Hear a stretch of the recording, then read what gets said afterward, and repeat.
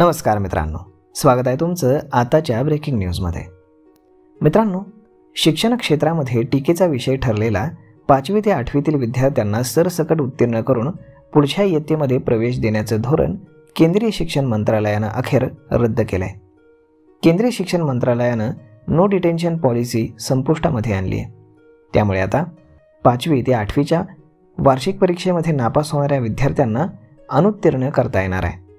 तसेच या विद्यार्थ्यांना 2 महिन्यांच्या आतमध्ये पुन्हा परीक्षा देखील देता येणार आहे। मात्र पुन्हा अनुत्तीर्ण झाल्यास या विद्यार्थ्यांना पुढच्या इयत्तेमध्ये प्रवेश मात्र मिळणार नाही। तसेच कुठल्याही शाळेला इयत्ता 8वी पर्यंतच्या कुठल्याही विद्यार्थ्याला शाळेतून काढून टाकता येणार नाही। सोमवारी केंद्रीय शिक्षण मंत्रालयानं नो डिटेन्शन पॉलिसी संपुष्टामध्ये आणत दीर्घकाळापासून सुरू असलेली व्यवस्था बदलली आहे।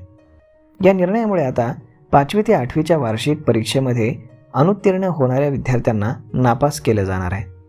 मुलांमधील शिकण्याची क्षमता सुधारणं आणि शैक्षणिक कामगिरी उंचावणं हा निर्णय घेण्यामागचं एक महत्त्वाचं उद्दिष्ट असल्याचं सरकारकडनं सांगण्यात आलं आहे।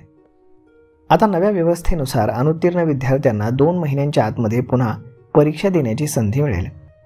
मात्र जर त्या परीक्षेमध्ये पुन्हा नापास झाल्यास अशा विद्यार्थ्यांना पुढच्या इयत्तेमध्ये प्रवेश मिळणार नाही। मात्र इयत्ता 8वी पर्यंत कुठल्याही विद्यार्थ्याला 8वी पर्यंत शाळेतून काढून टाकता येणार नाही असंही सरकारनं स्पष्ट केलं आहे।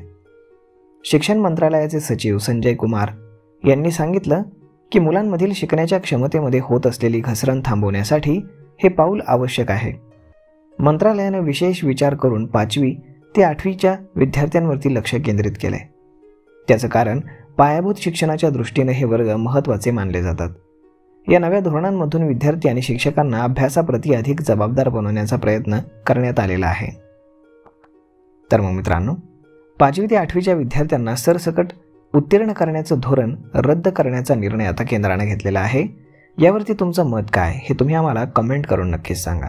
आणि जर हा व्हिडिओ तुम्हाला आवडला असेल तर आपल्या जवळच्या मित्रमंडळींसोबत देखील हा व्हिडिओ तुम्ही शेअर करायला विसरू नका। धन्यवाद।